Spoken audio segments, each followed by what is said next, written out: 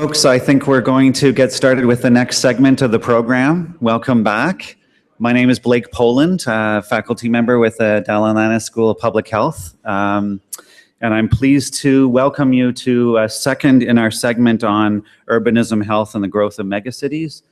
This segment is on resilience, and we have a fantastic panel for you lined up, so I'm really looking forward to sharing these great speakers with you.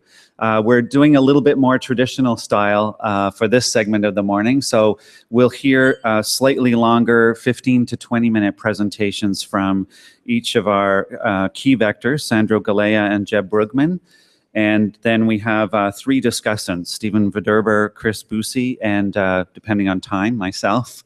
And I'll introduce each of them in more detail as we go, rather than trying to do that all at once.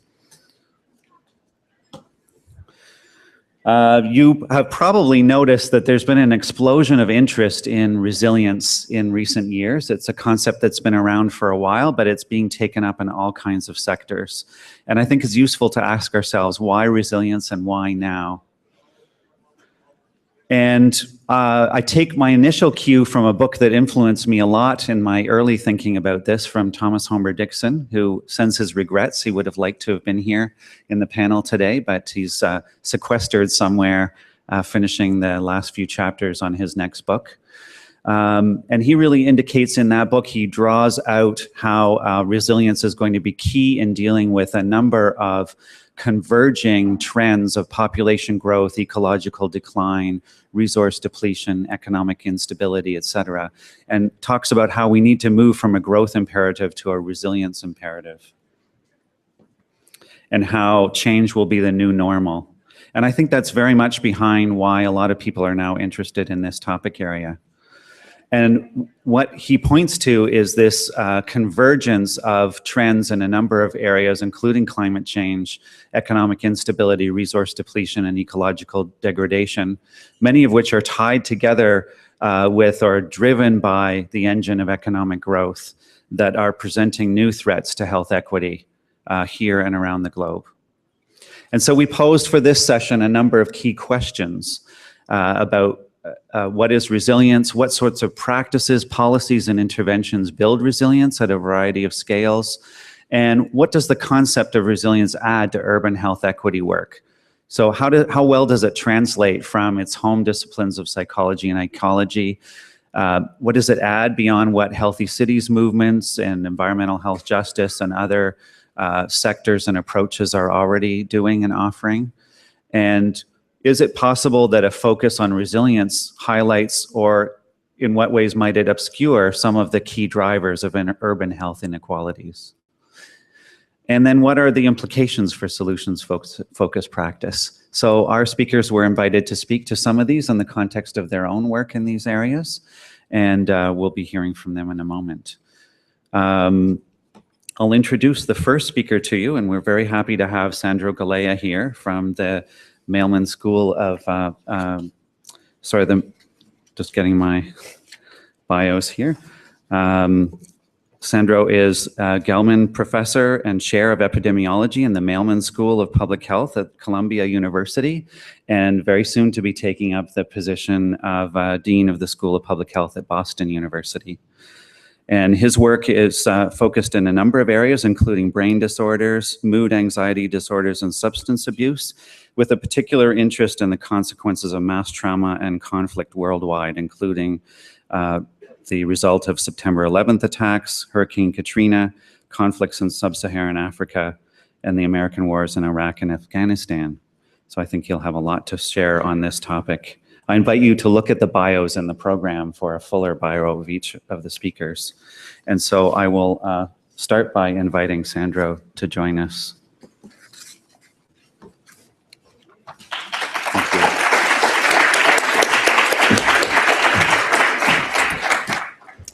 Thank you very much. Thank you to the organizers for inviting me. I am going to, in the next 15 minutes, if this works, try to make 5 key points. Since I am the first speaker in this panel, I want to take a step back for a second and talk about cities. We've had this the breakout sessions about cities, and now we're talking about resilience in the context of cities. But I thought it was worthwhile to go back and say, why are we talking about cities to begin with? And then tie that into resilience and tie that into health. So let me start with cities. And I started with cities with the goldfish bowl. And we are the goldfish in the bowl. And the metaphor is that the goldfish does not appreciate that the water in which it's swimming is affecting everything about it. It is affecting, metaphorically, the water it's drinking, the water it's swimming in. For us, it's the air we breathe, the food we eat, the water we drink, the friends with whom we interact. And cities are very much like that. They are the ubiquitous presence in our lives, and that unless we pay attention, we do not recognize how much of a difference they can make to us and to all aspects of our lives. Now, why are we talking about cities? In some respects, it has become a lingua franca in public health. It's really exciting to hear that the Dalla Lana School, cities and health are one of the cores that the school is working on. But it's worth remembering that the reason we are here talking about cities is because cities are one of the two most important demographic changes in the world in the past 200 years. There's no question about that. And perhaps the point is made most easily through a simple illustration. This map of the world shows the countries in the world that have at least 50% of population that's urban. And there's a quick illustration going from 1960, 70, all the way to 2050, where essentially the entire world will have more than 50% of its population living in urban areas. Around 2008 is when there was this crossover, which is that's the dark line is number of people living in cities in the world, and the green line is number of people who live in rural areas. So cities have become the modal way of living worldwide. Now, one of our conceptions of cities, and perhaps it is exacerbated inevitably by the fact that we're sitting in Toronto talking about cities, is that cities are what we think of them. And if you close your eyes and say, what cities are you thinking about when we talk about cities and health? Well, you're going to say Toronto. Some people might say New York, you might say Paris. And it is important to ask ourselves, well, is that the case? And why are we saying that? Well, there's good reasons why we're saying that. This is a map of the United States where I currently live. And there are 38 American states colored in blue here that have a population of less than 8 million people. And of course, one American city, where I happen to live right now, New York City, has a population of more than 8 million people. So one city has a population greater than 38 out of 50 American states. That, of course, tends to reify in our minds this notion of cities in high-income countries that we are accustomed to, and that these are the engines of innovation of population growth worldwide. But in thinking about cities and thinking about resilience in cities, it's important to actually reframe our thinking, because that is not where action in cities is worldwide today. This is a map of the world's 20 largest cities, and what you see at a very simple visual glance is that most of the largest cities are not in high-income countries. They are, in fact, in Asia and Southeast Asia. And when you look at growth in population in cities, the line that is surpassing all other lines by 2020 are urban areas in low-income countries. So as we are thinking about cities, and we are thinking about conditions in cities that promote resilience, I think it's important to remember why we're thinking that way, because cities have become modal. They are the way we live. They shape everything about us. But in particular, they are shaping the lives of billions of people in the most rapidly growing parts of the world. So that's number one, cities. Number two is cities. Why do cities matter? If cities were a simple matter of demographic concentration, in some respects, one might say, well, okay, that's nice, that's interesting, but why are we talking about them? Why are we talking about them in the context of health? And why are we talking about in the context of this meeting? And they matter for many reasons. Cities are dynamic places, places that are experiencing tremendous growth. They are changing, and in that change, they are bringing along with them the entire social structures of the people living within them. So as cities change, they are influencing all aspects of resources that inform our health. This is a simple map on the left looking at borders of Tokyo in 1972, on the right showing borders of Tokyo today, showing roughly a twofold increase in size of Tokyo. A lot of this is driven by in-migration as well as growth of the city itself, and I can show you this for many cities worldwide. This looks at, this is a State of the World's report, and what you have here is on the y-axis is you have urban areas, on the x-axis you have rural areas, and the dotted line that's diagonal would represent what would happen if there was an urban-rural GDP equity. What you see is that all the dots are essentially in the left upper quadrant, which means that the GDP in urban areas is higher everywhere than is the rural areas. That cities are the engine of economic growth for countries worldwide, low-income countries, high-income countries. And this is just a simple map from Detroit. It's a city where we've done some work. It's also in depressed a lot because it's a decaying city. Just to make the point that more than a third of the jobs in Detroit are right in the downtown city, about 3% of the land mass of the city. So cities are a place that are concentrating resources. They represent tremendous change and dynamism. Almost inevitably, with that is going to come innovation and opportunity as well as challenges, which is why I think it's highly appropriate in a meeting like this one, which places such a premium on innovative thinking. We should be thinking about cities, and we should be thinking about how we can make cities promote resilience in the health of populations. We'll talk about in a second. So now health. So why health? Well, there's a lot of interest in cities and health, and it's been growing. We've heard about this. But it's important to just go back a little bit and remember that not so long ago, this is from the American College of Physicians, about 18 years ago, the American College of Physicians was putting out policy statements about the urban health penalty. And the notion was that cities are bad for your health. And this was at a time when, this reflects one of the earlier breakout sessions, there was violence that was being considered endemic in cities. This is when Time magazine was publishing covers about we are never going to get over the urban super predator. And I'm here acknowledging and bracketing, but not getting into the whole complexity around social class and racial differences in many cities worldwide that have fueled some of that. But not so long ago, 2 decades ago, we were thinking of cities as harmful for our health. That has shifted. We actually wrote a paper called Toward an Urban Health Advantage as part of an effort to try to shift that. And this is my favorite, from my favorite academic journal, the New York Post, which wrote Long Live New Yorkers, life expectancy here tops the countries, really reflecting that in the past decade, in high-income countries, life expectancy and many health indicators in cities have well outstripped those of rural areas, presenting an opportunity for cities not just to be a concentrator of resources, but also to be seen as a concentrator of health. That this is what is producing health in populations. And as more people live in cities, it is then a tremendous opportunity to improve health in populations, to creating healthier cities. Perhaps commensurate with that, the notion of urban health and the study of cities in the health literature has increased dramatically. These are studies in urban health between 2000 and 2013. You show a dramatic increase in that. About 10 years ago, we wrote a paper, which is a little bit crowded here, but I did want to put up on the screen a formalism about how we can think of cities and how we can think of why cities influence health. Because it's one thing to say, we're talking about cities and health, and it's another thing to say, well, what is it about cities that might shape health? And going from left to right on this, what you have is that there are major global and national trends, things like immigration, suburbanization, changes in the role of government, that is influencing municipal level determinants. And sometimes the study of cities and health has really been sort of bimodal, that there are people who write about the role of global national trends, people who write about municipal trends, and the two are seldom brought together, but the two are deeply intertwined. If we care about health of populations in cities, we have to understand municipal as well as non-municipal policies, municipal markets, role of civil society, and how that is then shaping urban living conditions, population conditions, demographics, built environment, physical environment, the social environment, as well as health and social resources.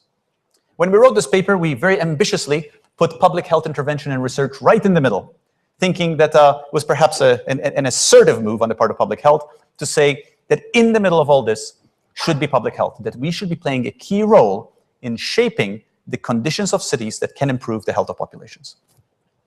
And a lot of this thinking is informed by observations, some of which you heard about already, discussed in a small group, about the health indicators within cities. This is back to New York City, showing the prevalence of obesity in New York City. Everybody knows obesity is a worldwide epidemic.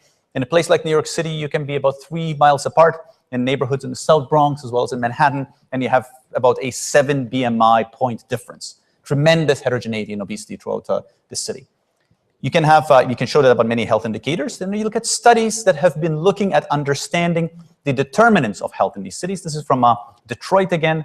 It's from a systematic neighborhood observation that we had done, mapping out the external building conditions in Detroit. The darker areas are areas which have bad external building conditions. And then studies like this one, which where we have used technology to capture people walking patterns, to create walkability indices on cities, which have well been shown to be associated with lower risk of obesity.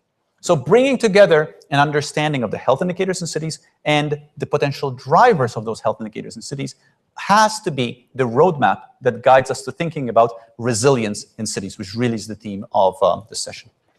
So now let's move to resilience. The abstract in the book has a nice disquisition on what the resilience is, and I think it probably doesn't serve our purposes to get into a long debate about what resilience is, although I would look forward to it after the session. But briefly, resilience ultimately represents some process of adaptation and dealing with some stressor.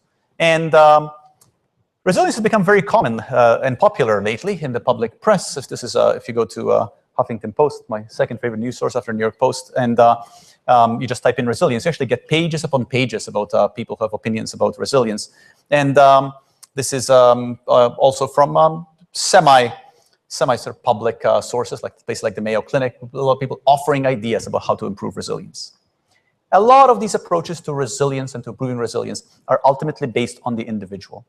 And I think there is a tremendous opportunity for population health, for public health scholarship, and urban health scholarship to elevate that conversation to say, how is it that we can use cities? We can use this observation that we have more and more people living in cities, that cities are like the water for us as goldfish, that they shape everything we do, how we think, how we behave, how we feel, what we drink, what we eat, the friends we have, the conversations we have, the interactions we have, and how is it that we can use that to improve resilience in the face of adversity or in the face of circumstances that would otherwise mitigate against us having positive health.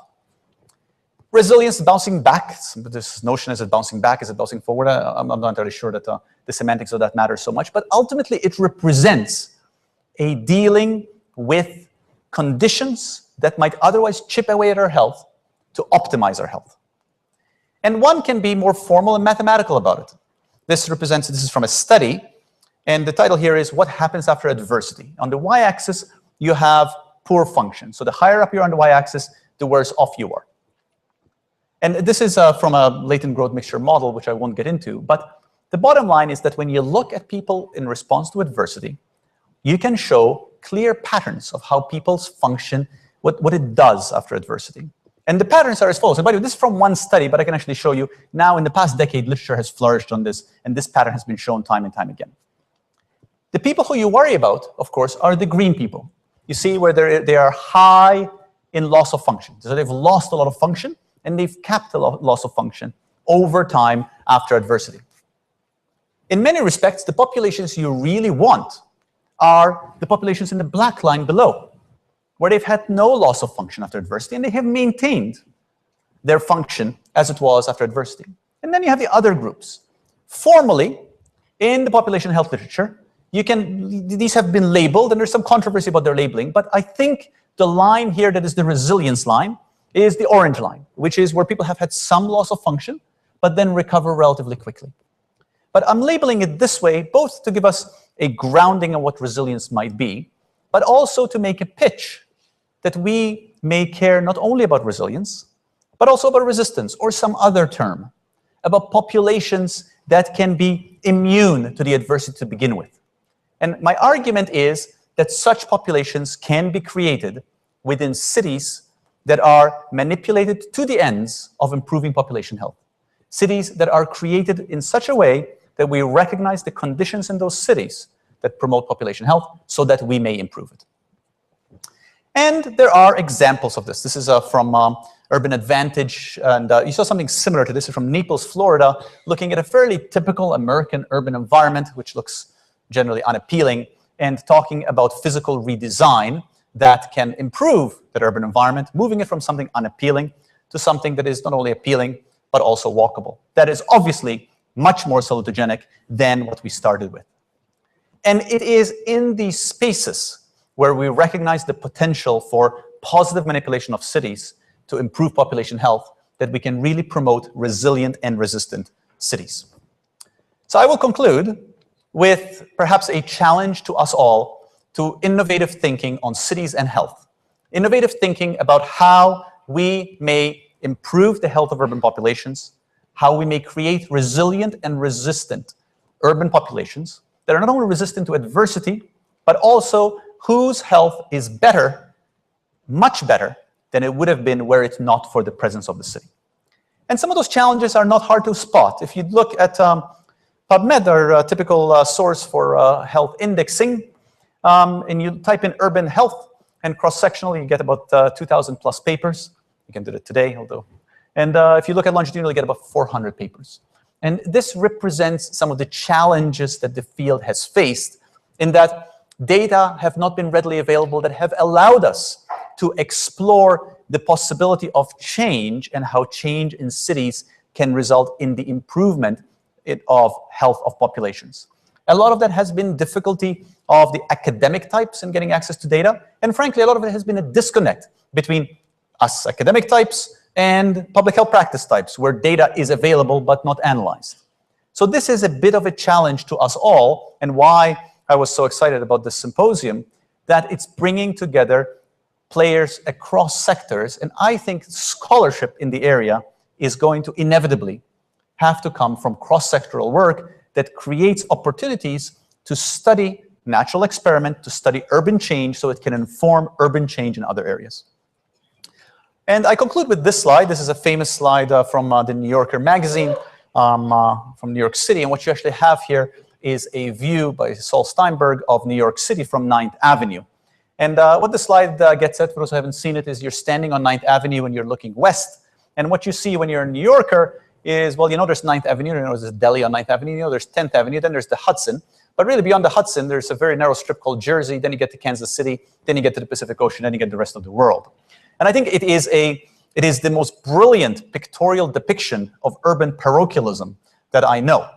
And I'm ending with this because as the discipline of urban health, as our collective thinking of health in cities and how cities produce health advances and gets better, as we recognize more and more that some of the most dynamic cities, certainly the most rapidly growing cities, are not here, not in Toronto, not in New York, but they are in low-income countries that are rapidly developing.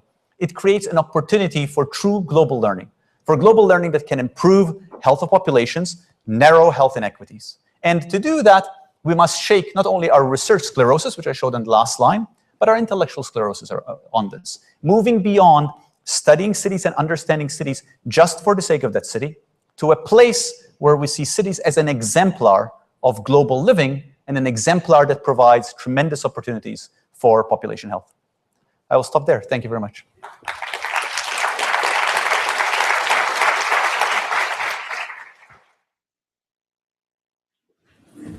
Thank you, Sandro, for the excellent presentation, very thought-provoking, and a nice stepping back to show us the overall picture of where we're situating resilience, discourse, and practice within that context.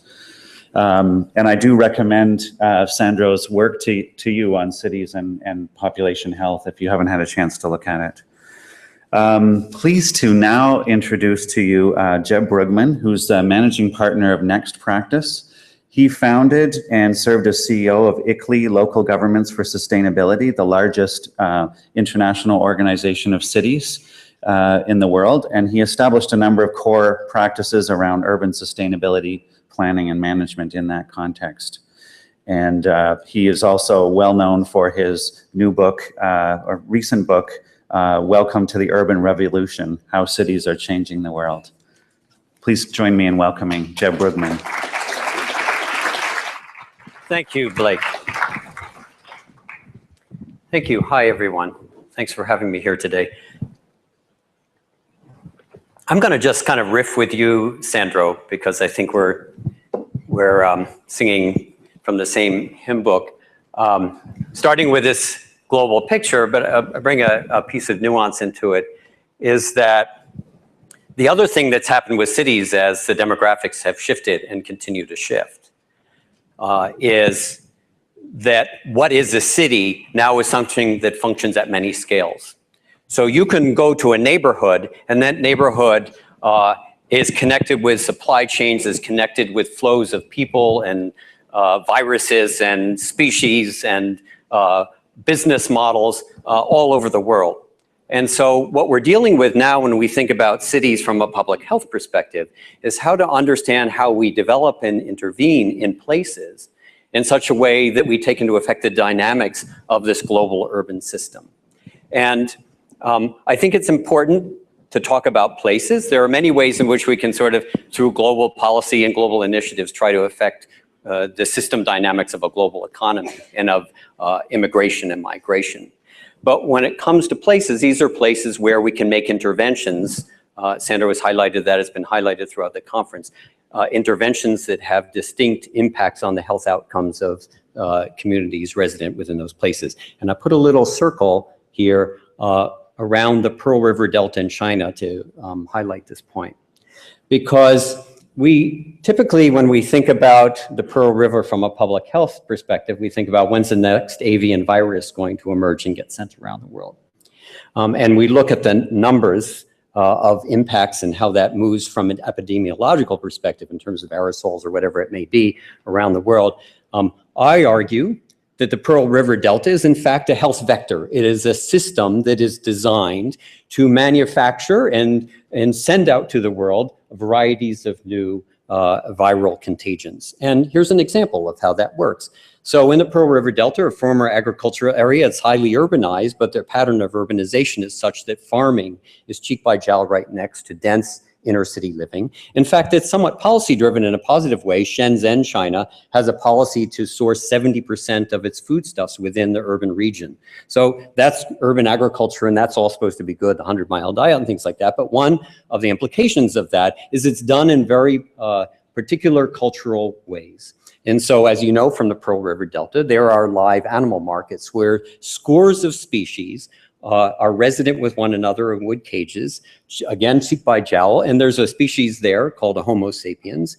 And if we talk about SARS, it's some 400 mutations that happened with SARS in exactly this market. So between the species, they're just sending viruses back and forth between one another, and their immune systems all responding in different ways. And lo and behold, something now is such that it spreads to the Homo sapiens in the room. And that Homo sapiens goes to a particular type of residential building. Now, you saw earlier the newer buildings, but a lot of the population of people in Guangzhou, China, live in this high density, crowded, no HVAC systems, and high heat, high humidity. And so it's a perfect design, if we were to think about building design, for aerosol vectors to be spread.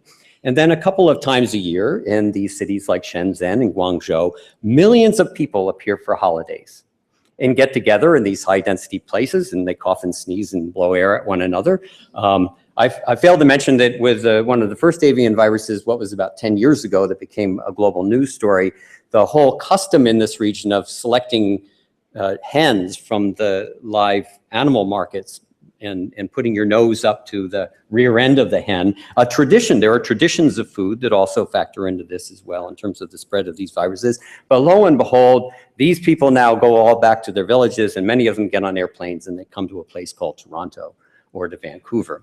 And what's interesting, if you look at the SARS epidemic from an urban place and urban design and urban management perspective, is that this is what we do. Right? So this is Time Magazine, this is World Health Organization data, and it's China. What did China contribute to the SARS epidemic, and what is going on in Canada? We treat these things still in our old kind of 20th century modernist epidemiological way, like these are country phenomena to be dealt with national health institutes of health. It's not seen as an urbanistic issue. So there's no data set that says, or even analyzes further, how it is that these viruses originate in particular types of built places. And if we're going to deal with health resilience, my first point is this: we can't just think of it as the thing that happens in the neighborhood. We have to think about how that neighborhood is connected all over the world to other places that are designed for certain kinds of health outcomes, certain types of health vectors. So that's the global scale of it. Most of my work, because I think this is where we can sort of wrestle with these things practically, is, sorry about that slide. Something happened there with the formatting and the projection. Most of what people are doing about this is at the scale of the district and regeneration. This is true not just in the health and wellness outcome space. This is true in terms of dealing with climate change. This is true in terms of how do you create urban districts that generate innovation and creativity. It's true of how we have sustainability outcomes, how we even deal with urban conflict and global revolutions. We just like the SARS story, we underestimate the extent to which the Arab Spring is really an urban neighborhood occurrence. It has to do with social relations and economic relations within neighborhoods and the changes of economic dynamics within these places. So what's happening in the building industry, and this is my key point, is because of a set of market factors. Number one, that we have, for some reason it advanced too quickly there, that we have on the one hand, assets in our cities and our built cities that from the point of view of urban developers and property owners are underdeveloped, are underperforming assets. So this picture here of Regent Park in Toronto is of this kind of low density garden city mid-20th century concept of what a good residential area is. From the point of view of a real estate developer, that's land that can have greater yield. To use their term, yield in the agricultural sense, we can put more product on that piece of land. From the point of view of the city, and if people are concerned about that population, it's underperforming.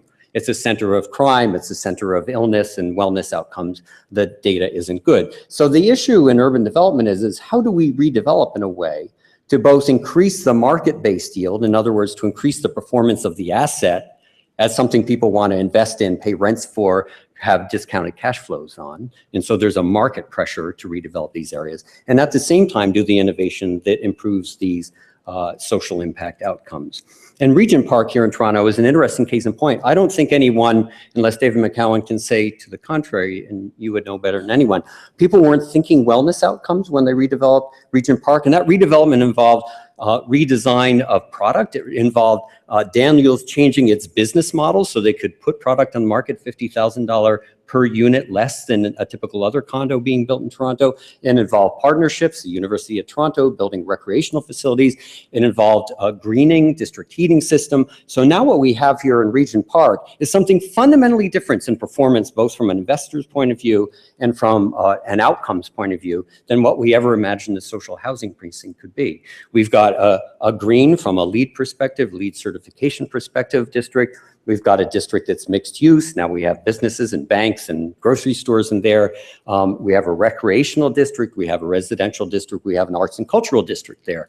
That happened here in Toronto, and it's only evidence of how market forces are creating an opportunity for collaboration with the public health sector to figure out how to redesign and redevelop urban spaces specifically to achieve particular health and wellness outcomes. And this is emerging in a new field of urban development called wellness districts.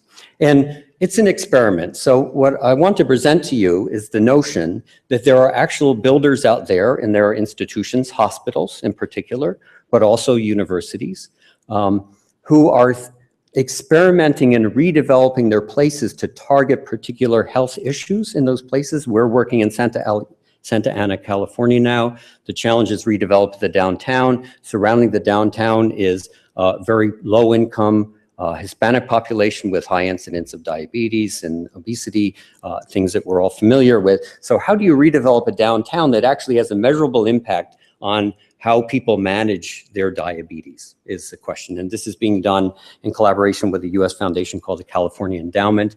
You can Google it, the Building Healthy Communities program. So what's emerging as a practice of the wellness district is basically 5 elements getting pieced together. Number one, a kind of risk analysis of what's affecting health and wellness outcomes. And that includes crime and youth unemployment. So it's a broad notion of wellness.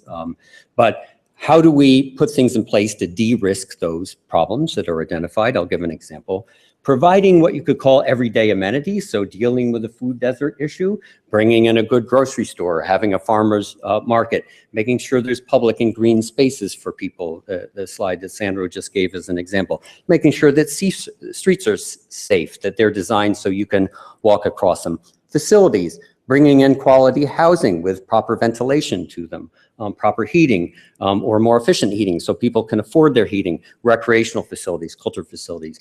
Services, bringing in health and wellness clinics, recreational facilities is a big part of these wellness districts. And then finally and critically, because when we tend to think about cities, we think about the built assets, but fundamentally a wellness creating district or a wellness creating urban system at the micro scale of a neighborhood has to be programmed. It has to be, to use the jargon, has to be curated. Someone has to be there who manages it and knows how to get people to take advantages of all that new good stuff you get in them, to change their lifestyles, to change their behaviors. So there's that, something you're very familiar with in public health as well, is what are the default behaviors? How do people use their urban space differently? And this, I argue, is creating the experiment that you in the academic world can study to understand what creates the cause and effect in building up health resilience. But we could say hypothetically, these are 5 elements of building health resilience in cities.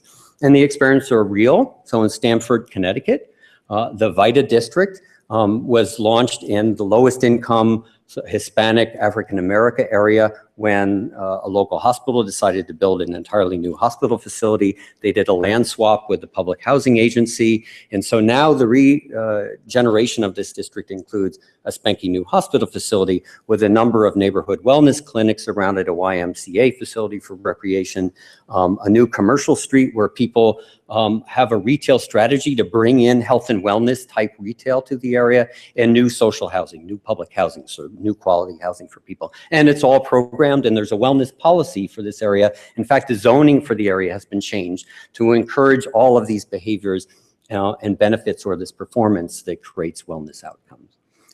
So from a property perspective, and one of my main points here is that I think that the public health community and the academic community has this right moment to collaborate with the property industry, because there's a number of market factors driving people like Daniels to innovate around their business and their model, to think about, how do I increase the performance of what I bring to market relative to what we've always, or what my competitors are bringing to market.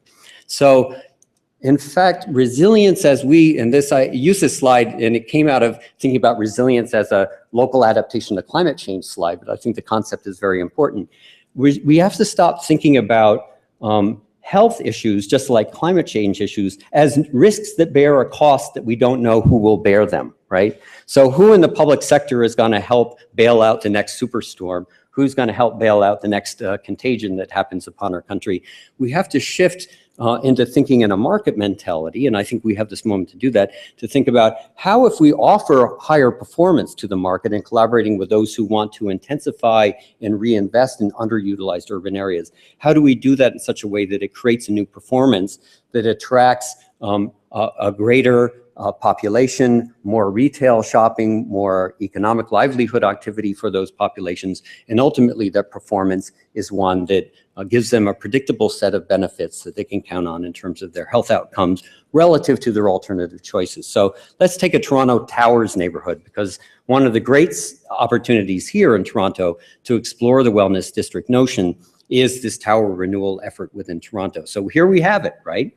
It's overcrowded, let's go back to the Pearl River Delta, right? A lot of immigrants from those parts of the world and from South Asia as well.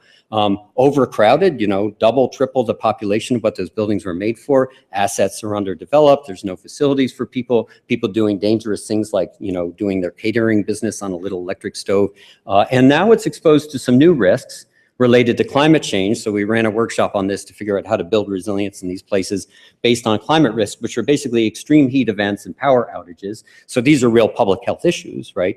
So here's the list of risks that are associated with that new climate vector imposing itself on a place of this nature. And the challenge becomes, how do we figure out a way to deal with these things that increases everyday performance, so that you could possibly increase the rents, or that you can generate new revenues on the place, or you can reduce your budget allocation for dealing with this. So that's really an issue of discounted cash flows. So you can spend money in a big crisis down there, or you can do preventative measures as a public sector along the way. And this just gives an example of the kind of design for co-benefits in terms of improving everyday performance, and then dealing with a crisis situation that can come out of addressing a set of risks of that nature. So one risk is, hundreds of people in that set of towers, I would predict, who are running catering businesses in their apartments. All kinds of public health risks. They're not being licensed and permitted to do so. That's why we license restaurants and food preparing places. That's not happening there. So there's a risk for you. Why don't we create a little business model and set up a community kitchen so you generate a revenue model, it could be a break-even model, to provide that facility to people so they bring their business and do better business and healthier business in a facility within that site that has the land for it. At the same time, in the crisis situation, that's where emergency food preparation happens for people, where you have backup water supply and refrigeration for people's medicines. So I won't go through this. I sort of leave that for you as a brain teaser to sort of, so there's a design process here of identifying risks and then designing everyday wellness district solutions. And you remember my four other areas. What are the basic everyday amenities? What are the services they need? What are the facilities they need? And what's the programming? And you can rebuild this space with those elements within it while dealing with your risk factors. So to close, I think we're at this really choice moment, and the University of Toronto is at a particularly choice moment here in Toronto, of understanding that there's a building and there's a design community, and the School of Architecture people are here as well. Sorry, I should have recognized you. Are wrapping our heads around a next generation concept of the neighborhood or the precinct of the district that is designed to have particular social outcomes in terms of health, wellness, in terms of sustainability, in terms of responsiveness to a catastrophic disaster like storm surge or extreme heat events. And it's still a bit blue sky, but it's happening. So here's a case I'm going to close with. Jackson Walk, Tennessee. So Jackson, Tennessee, in a county that was sort of in the lower 50% of health outcomes among counties of Tennessee, had a crisis moment when a major employer decided not to move there because of the obesity problem of people living in Jackson, and they realized that they needed to get people up and moving. So they basically started a walking program, and ultimately that resulted in a partnership of 5 or 6 private sector and public sector institutions to redevelop a whole new precinct in Jackson that feeds right into the downtown, the Jackson Walk Wellness District, and that includes all of those elements I'm talking about. So it's got new recreational facilities, it's highly programmed, there's the walkability of it is designed, it's got a 72 walkability score, which is a very high walkability score. Like I said, the medical facilities, it's got a urban agriculture farm, so people are involved in food production, there's food markets. All of those elements are packed together within one accessible, affordable district. It's $1 per square foot of residential there. So now you've got an overperforming choice relative to other things in Tennessee. And what we're beginning to see is some numbers.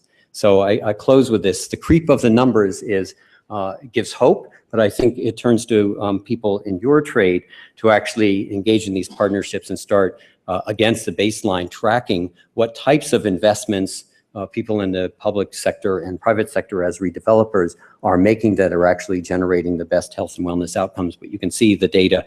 This is for Madison County, so we don't have data for Jackson Walk, and we don't even have data for Jackson.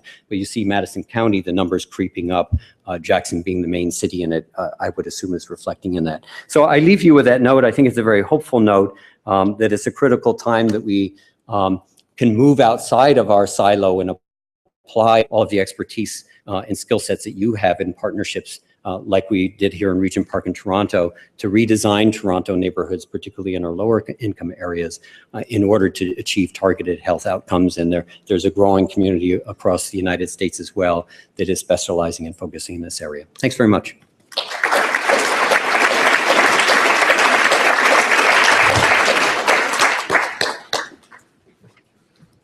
Thank you very much, Jeb, for a very interesting and provocative talk and lots of great examples of bringing wellness and resilience together in neighborhoods in a number of places. We have 2 quick discussants that we've invited to share their thoughts on this topic and what they've heard. And so it gives me pleasure to introduce to you Stephen Verderber, who's a professor in the Daniels Faculty of Architecture, Landscape, and Design, and also the Dalla Lana School of Public Health. A unique position, uniquely, I think, in much of North America, as having a foot in health and another foot in architecture. He specializes in design therapeutics and health. He's the founder of R2Arch, Los Angeles and New Orleans. He's the author of 6 books, including Delirious New Orleans, and his most recent book, Sprawling Cities and Our Endangered Public Health. please join me in welcoming Stephen.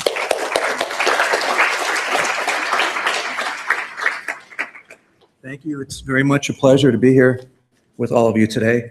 I'm a registered architect, and I also am cross-trained in public health because I have a doctorate from University of Michigan, where I went on to study.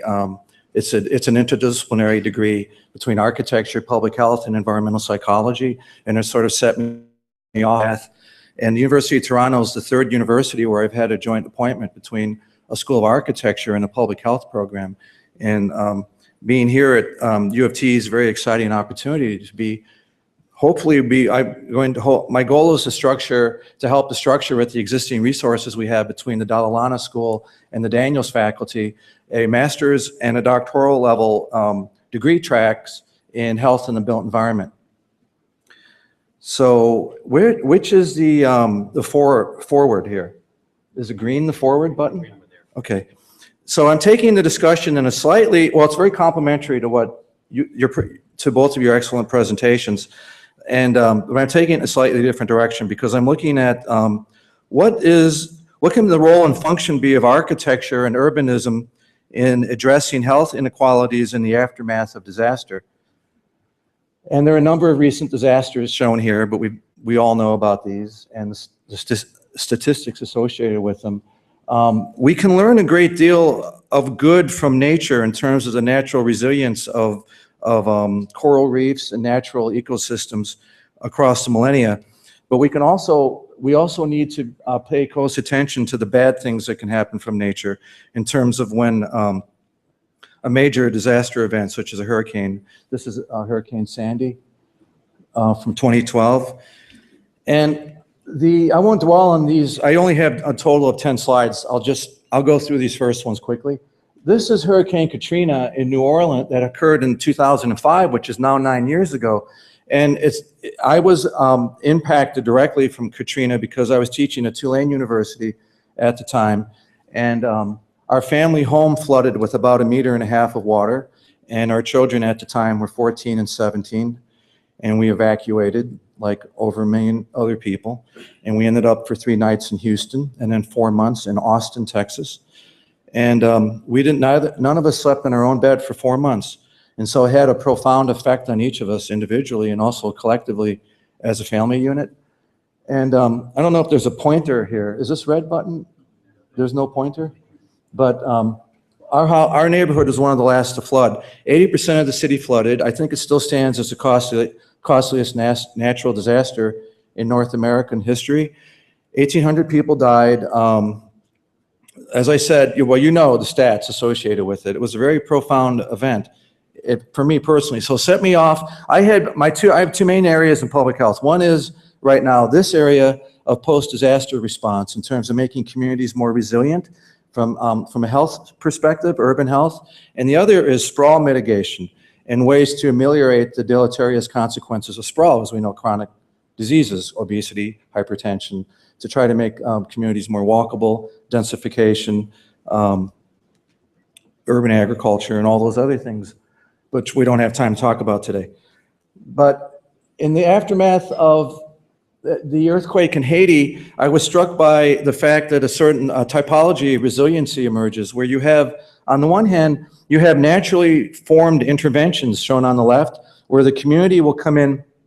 The people who are survivors in the community will come in and find a way to provide their own shelter in the immediate aftermath. So here you see that they're crowded together, they're huddled together in an open space.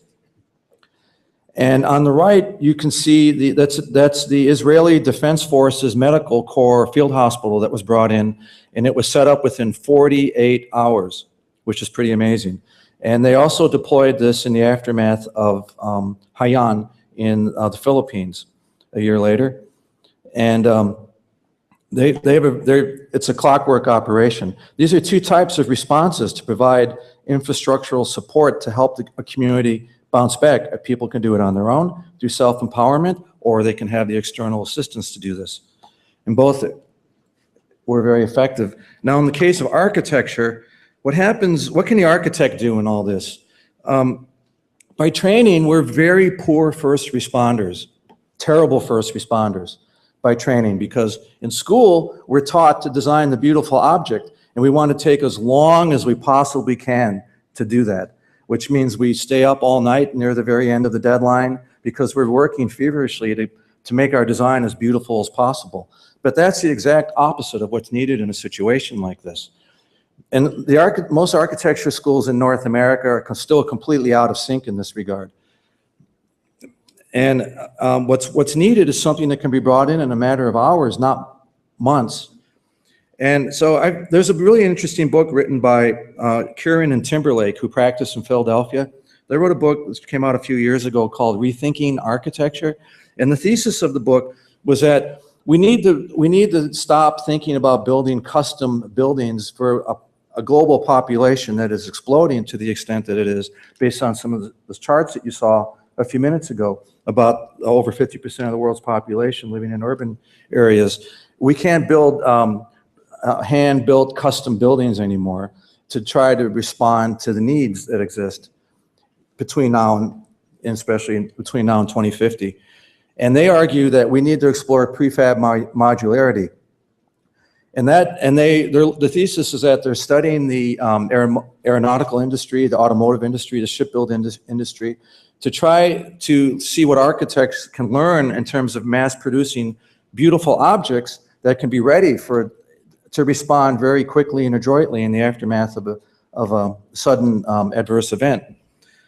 And so they also went through the legacy of everything that had gone wrong in the 20th century in terms of architects' experimentation with prefab housing, one failure after another, including some very well-known names like Frank Lloyd Wright, Walter Gropius, Buckminster Fuller, who suffered from the lack of follow-through. So what I've done with my recent studios with design, I teach design studios as well as elective courses. And so we're looking at our redeployable trauma centers, RTCs we call them, that can be brought in. So I took a group of 8 graduate students down to Charleston, South Carolina, and to New Orleans. And we're thinking about the thesis of Curran and Timberlake's thesis to how to apply it. And so we have the RTC the redeployable trauma center is a field hospital that can be brought in and set up within 48 hours. And it's all based on prefab modularity in a way that is aesthetically interesting also, and not just based on function alone. But in this case of going into, I wanted to study the phenomena of pop-up. You know of pop-up stores like in shopping malls before the holidays? You'll see a pop-up toy store or a pop-up flower shop. Why not a pop-up clinic? And the clinic can come in to provide reinforcement to the existing infrastructure. So in the case of Charleston, which is a very narrow peninsula, very low, it's only 8 feet above sea level, and they have no seawalls. The water will wash right over. And they have had hurricanes, and they're due for another.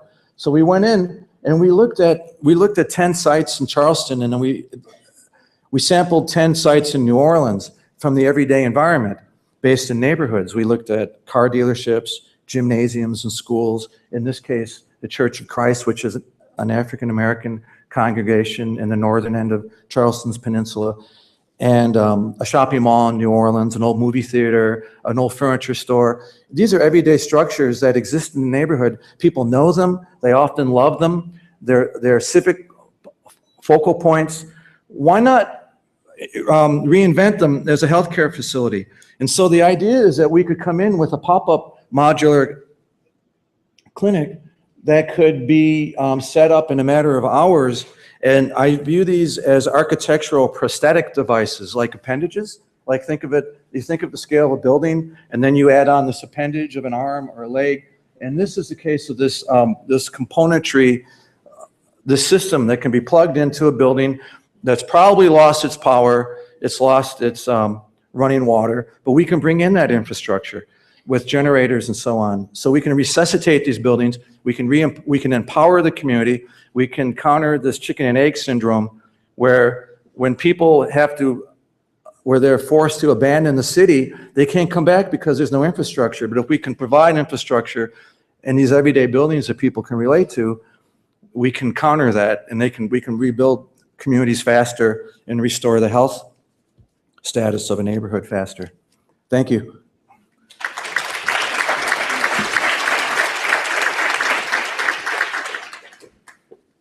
Thank you, Stephen, for a very interesting perspective on resilience and architecture and the built environment. I'm going to introduce our next discussant. Chris Boucy is a PhD candidate in the social and behavioral health science here at the Dalla Lana School of Public Health. He's a CHR Strategic Training Program Fellow in Public Health Policy and a Lupina Senior Doctoral Fellow in the Comparative Program in Health and Society at the Munk School. And his work has been looking at the ways in which public health actors are working to adapt to and mitigate global climate change with a health equity lens in particular. And he's very active also in the Canadian Community Practice on Ecosystem Health. Please join me in welcoming Chris.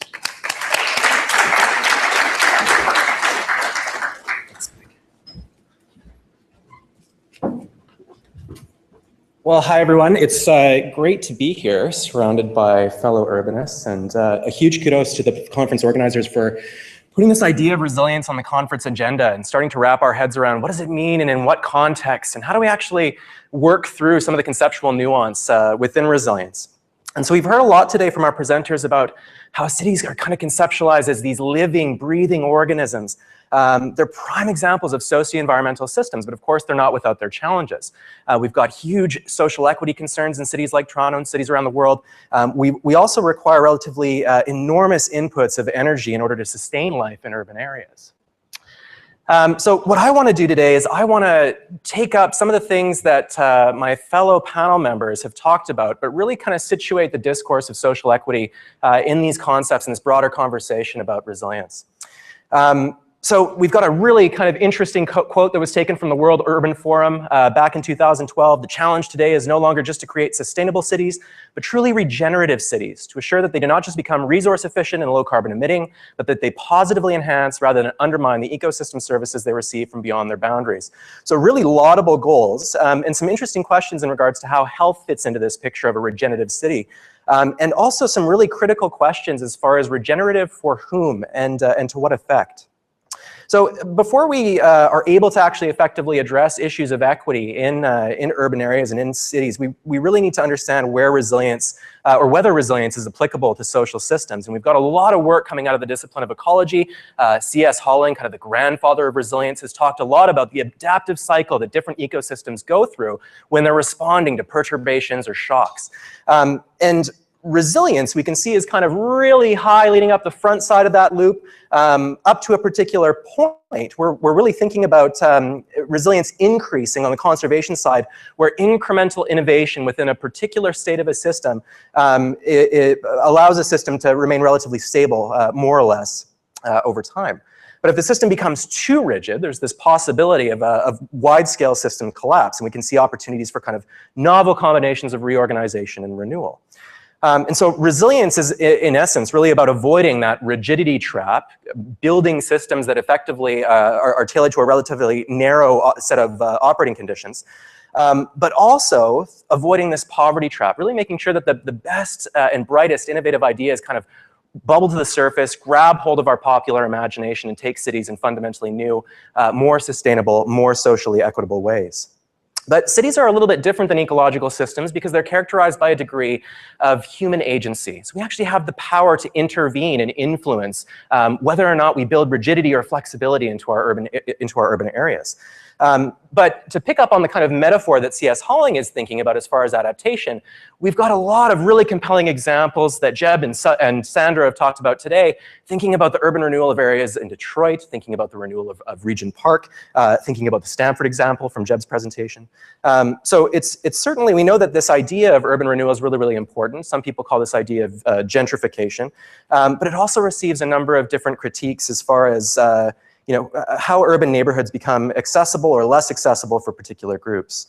And so where that actually takes us, in my mind, is actually to take up Sandro's challenge of thinking about this definitional difference within resilience, this idea of bouncing back after a perturbation or a shock versus bouncing forward. And so on one hand, we've got this idea of returning to normal, right? Returning to normal after a particular shock. And on the other, we've got this tradition that emphasizes transformation, it emphasizes adaptation, and it emphasizes a certain degree of learning. And so what I want to challenge us to think about is, given the fact that resilience has really grabbed the popular imagination, it's a buzzword that we're seeing surface in a whole bunch of different strategic policy documents, we're seeing it tossed around in the public health literature, is to really think critically about what kind of resilience are we actually talking about. And certain kinds of resilience can actually be dysfunctional. And this idea of preserving the status quo at all costs, and bouncing back to systems of urban design and urban form that are inherently unsustainable or inequitable at the beginning isn't necessarily the best kind of way of conceptualizing resilience. And so it really kind of forces us to consider resilience for whom, or whose resilience are we actually talking about?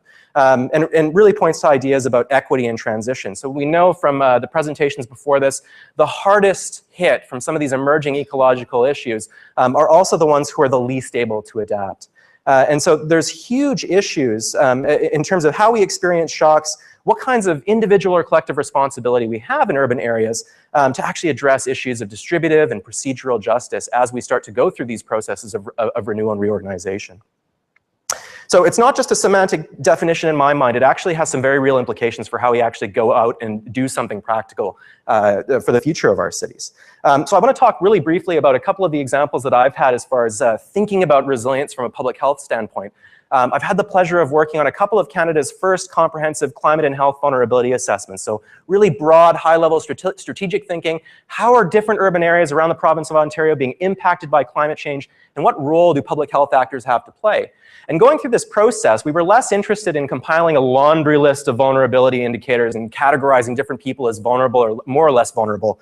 What we really wanted to do was really start to think about how can we actually change this conversation, and how can we reconceptualize the role of public health, moving it from just conducting heat or cold alerts, for example, moving it from just passing on individual risk communication individual to individuals, to actually influencing structural change. And as a relatively new area of practice, something that's only been around for a little over 10 years, this climate change adaptation piece is seen as kind of inherently risky from different decision makers. And so there's a lot of pushback. We see this idea of bouncing back to normal means returning to kind of these contemporary examples or contemporary ideas of what role public health plays in urban areas. So we had a number of conversations about, how do we change that conversation? How do we actually get access to some of the policy levers that public health agencies or public health units around the province don't necessarily have access to? So starting to branch out, starting to break down silos, all these buzzwords that are married to this idea of resilience.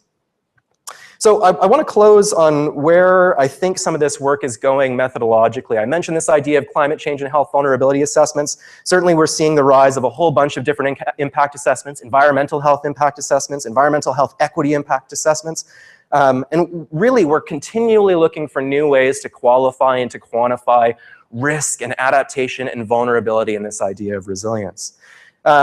So where that I think takes us is, despite the fact that we had really rich conversations this morning about metrics and how do we actually go about measuring some of this stuff, I actually think that the evidence is only one part of the picture. And we actually need to understand how some of these indicators of change, how some of these indicators of resilience are utilized in decision-making processes, really questioning the politics of evidence use as far as how we monitor adaptive capacity over time, and how we might develop meaningful evidence-informed policy that's attentive to the kind of transdisciplinary science that's going to be able to address this broad range of challenges that cities are going to face over the coming years. One promising study that I know of and I'm involved with a little bit is a cumulative impact study looking at the effects of rapid natural resource extraction in British Columbia's north. So really kind of moving beyond this discourse of resilience and trying to get it at multiple layers and get it from multiple different perspectives of different stakeholders. So thinking about this healthy cities and healthy communities literature, developing a novel methodology that looks at impacts beyond demographic. It includes social and political and environmental and economic climate indicators, but really trying to get the broadest perspective of what a resilient community might look like. And again, I would bring you back to those critical questions of resilience for whom. And I think the language, to pick up on Sandra's point, is really, really important, especially as public health starts to use this term more and more frequently. So I'll leave it there. Thanks.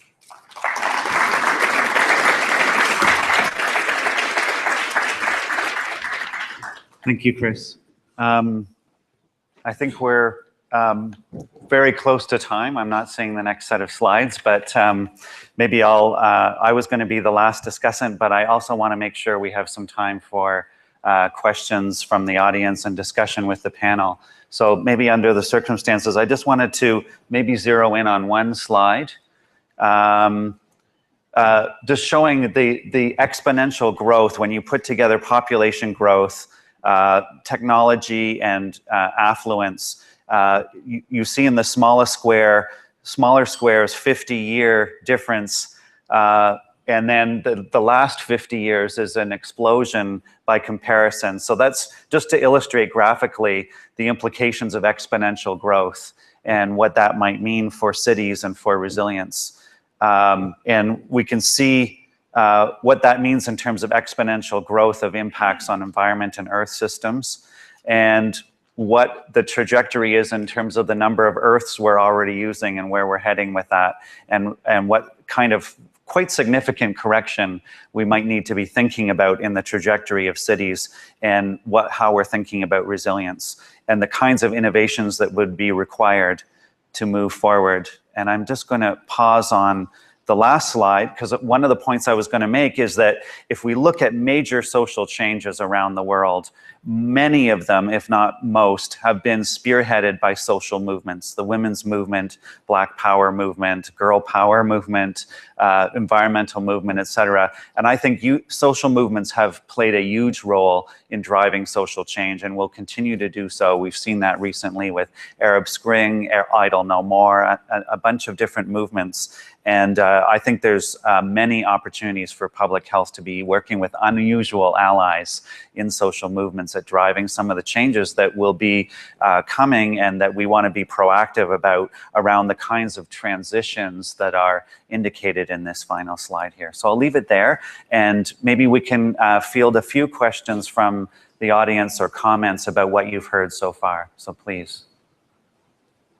There are a couple of microphones in the... Yes, Alex. Yes, and building on Sandro's comparison of cities with fish bowls, how are we preparing ourselves for a bowl with no water?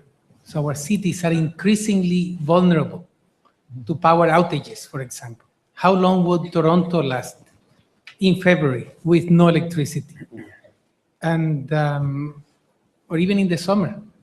So the ultimate level of resilience, I think, is to have self-sufficient cities and to enable every inhabitant of a city to come up with survival strategies in really extreme circumstances. So power outages and our dependence on electricity. Let me make just two comments. Clearly, Alex is in a bowl is half full mode this morning, but I actually thought Stevens made some comment on this, which I really liked. Unfortunately, I'm sort of finding behind this sign, so actually I can only see Alex's jaw. I think the challenge that we face in public health is that we are terrible at extreme adversity and contingency planning. Bad things happen to cities, to wherever, and we focus on them for 2, 3, 4 days. Really bad things like Hurricane Katrina for a couple of weeks, and then we forget about them. That's much better, thank you. That's where you all are. And I think we need a shift that way. I tend to think that we, in the academic community, are as guilty as the broader society and societal discussion, and we somehow need to make sure that contingency planning and building sustainable infrastructure that can withstand unanticipated but entirely expected large-scale adverse events needs to be a feature of what we do. In many respects, if you think about it, in society, whose job is that? And I tend to think that academic institutions have a responsibility towards us, because we are paid to promulgate ideas that can inform others who are much more susceptible to the vicissitudes of elections and politics and things like that. They change, we don't.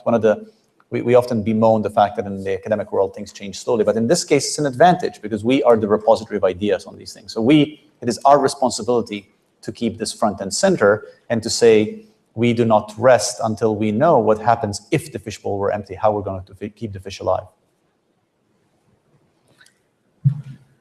I'm going to ask you to keep your questions brief and the responses brief also, because we're pretty much at time, Okay. but I really do want to hear from as many as we can. So this is directed to Jeb. I guess we have on the one hand these disaster and springing back from a total collapse, whereas Jeb, you were talking about the everyday management of catering things in the towers. How do we train people to imagine that everyday management, and how do we model, not necessarily create new metrics, but create that model of what a public health inspector is doing in the towers? Well, I mean, it's interesting in the wellness districts work we're doing that are referred to in Southern California.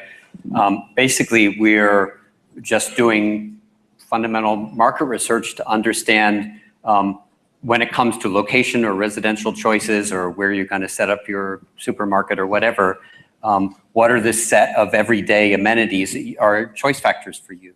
And it's exactly the kind of discussion that's going on with tower renewal now, is figuring out of the activities that are happening in those boxes that most of us don't have a view into, how could we service those livelihoods, those aspirations, those desires and needs much more effectively in the redevelopment of the project. So really that just comes back to starting with a bit of a clean slate about how one invests in making this area or these assets more competitive relative to their competitive set. The long-term catastrophic risk is a different issue. The question is, how do we get people to build in future costs into their current location choices? And I think green building, and I'll keep this relatively short, in green building and LEED, it was easier because it was really about this building versus that building. My operating costs are lower in this one, and the air quality and the lighting is better in that one versus the other one. And so the market forces all went to green building, and it's now just the standard. It's not exceptional any longer. It started with municipalities having to subsidize it. Now with wellness districts, it's hospitals that are subsidizing it. But I think the question comes in terms of, so we can say, we offer you more here, move here to Jackson Walk. Now the question is can we save long-term health costs? It's kind of that social impact bond mentality. Can we, by making an investment day over the lifetime of that we amortize that asset, say 30 years, actually reduce the overall costs and by reducing the risk exposure. So I think there are really two kind of algorithms that need to be worked out from a market research point of view. I hope that's helpful. Take maybe one more question, a comment. Yeah, I want to come back to that question of resilience and change. A lot of chronic diseases, diabetes and so on, in the various communities has to do with cultural, social, religious habits. Do you want resilience to keep some of that, or how do you achieve change to change that in those situations that are traditionally resilient? Are you directing that to anybody in particular, or who would feel moved at responding to that? Crystal? I'll defer to Sandra's expertise. Oh. I think that means it's a hard question. We don't have an answer. I suppose I would go back to the. Sorry, I don't see where the questioner went. Oh, there you go. The glass half full, glass half empty. I think from a glass half full perspective, there are these built-in social processes, cultural processes, highly networked resources that frequently are intangible resources that can confer resilience in cities. And these resources are typically much denser in cities just by simple sheer fact of compression of individuals. That's the glass half full side. The glass half empty side is that if these highly networked interpersonal resources take on adverse thinking, they can actually contribute to poorer health.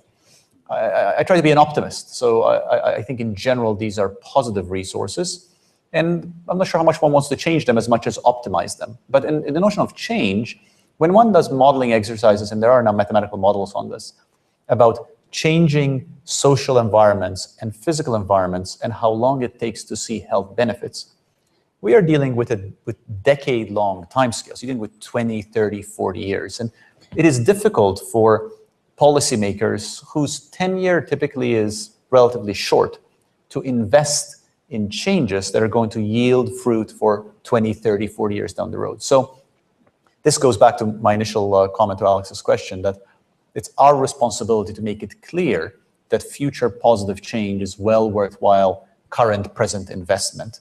And at the end of the day, I think it's hard for us as human beings to wrap our brain around this. Our particular lifespan is a mere drop in a much larger ocean of the lifespan of the species. And this is a game to improving health, population health, even if not today, 20 years from now, 40 years from now, 60 years from now. And I think that is a mindset that certainly those of us within academic environments can help promote, because it's a very difficult mindset for policymakers to embrace. I think on that note, because we're a little bit over time, and I thank you for your indulgence, but I wanted to leave some time for interaction, and we got it started a little bit late. Please join me in thanking our panel today. I hope that this stimulated your thinking about resilience, and that this is part of a longer conversation that we all have together as we continue in the school and with our many partners. And I had left the last slide there, just reminding you that on Thursday we're launching a seed grant competition in collaboration with Toronto Public Health and the Wellesley Institute. And I invite your applications or further discussion about that. Again, thank you very much, and thank you to the conference organizers for the lovely shell and structure that we have for having these conversations together. All right.